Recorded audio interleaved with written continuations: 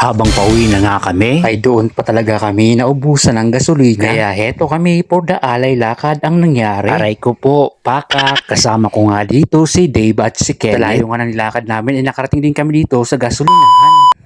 Mga bossing, for today's video, samahan nyo kami sa isang panibago na namang paglalakbay. Dahil nga sa bakasyon ngayon, kaya for the gala talaga ang mga person. Sundo nga ako ni Dave at ni Kenneth sa bahay. Tinatamad nga sana akong lumabas. Kaya lang ay dumating na nga si Dave at si Kenneth sa bahay para nga sunduin ako. Kaya ano pa nga bang magagawa ko? Siyempre dahil galaan yan, sasama na ako. Kuminto nga kami dito sa plaza ng Gubat. Dahil dito kasi yung mga makakasama namin. Sa totoo lang ay outing talaga ito ng mga magbabarkada. At nga sila ay mga taga-barangay pa ko. Pero in-invite nga ako ni Dave para sumama sa kanila. Habang nag-aantay nga kami sa kanila, uminom nga muna kami ng buko juice. Namimili pa nga sila ng mga babaunin para sa outing. Kaya kami naman ni Dave ay pupunta muna sa tindahan para bumili ng alak. Mas mahal na kasi yung alak sa pupuntahan namin. Kaya dito na nga kami bibili sa sentro ng Gubat. Siyempre para makatipid nga naman ng kaunti. Dahil tapos na nga mamili ang mga kasama namin. Kaya na nga kami papunta sa Uro. May nakakita nga sa akin dito na followers ko sa plaza ng Gubat. Kaya napagkwentuhan nga namin ang tungkol nga sa pagbablog ko. Hindi na nga ako nakapag-video ng maayos sa mga dinadaanan namin. Kaya nung malapit na nga kami dito sa Uro, doon na nga lang ako nakapag-video. Medyo natagalan nga kami sa biyahe. Kaya kaming tatlo na lang ang hinihintay nila. Shout out pala dito kay Sir King at sa mga Dabar Cards natin ng mga taga-barangay Pako. Maraming salamat sa inyo. Maluwag na pagtanggap nyo sa akin. At dito rin pala sa cashier ng Uro. Shout out sa you, Jessica. Isa yan sa mga barkada ko nung college pa kami. Nangungulekta na nga sila ng pambayad namin sa entrance. Kay Kibi daw kasi, nung dumating nga kami dito sa Urok ay kaunti pa lang nga yung tao. Alam mga bossing, late upload na nga pala itong video ko. Punta kasi kami ng Urok nung Sabado pa. Dahil hindi ko pa naman nga na-edit itong video. Kaya ngayon ko nga lang na-upload. Nagbayad nga muna sila ng lamesa na gagamitin namin. Kaya medyo nga natagalan sila dun sa may entrance. Ito nga at didiretso na nga kami para sa pagpe-festo namin. Pabuti na nga lang ay kaunti lang yung tao ngayon. Hirap din kasi kapag crowded na yung paliguan. Masyadong masikip at hindi ka talaga makakabuelo sa paliligo. Ito nga kami nakakuha ng pwesto. Ang round table nga at 4 na upuan. At nagdagdag na nga lang kami ng 4 pang upuan. Kulang kasi sa amin ang 4 na upuan. Kaya nagdagdag pa nga kami. Naayos na nga nila ang mga baon. At kami naman ni Dave ay pupunta sa hugasan para nga linisin ng isda at manok na iihawin namin. Ito pala sa may flowing na paghuhugasan namin. Ito na nga rin sila kumukuha ng mga inumin. Kasi ay may lababo pa dito. Pero ngayon nga ay wala na. Kaya sobrang lapit nga sa paliguan itong pinaghuhugasan namin. Nung matapos na nga namin ni Dave na linisin yung isda at saka manok, dumiretso na nga kami dito sa pag-iihawan. Inuna nga muna nilang ihawin itong hotdog. Yung manok kasi ay mamarinate pa namin ng kaunti. Ganun nga rin yung isdang tilapia, minarinate nga muna. Tilapia.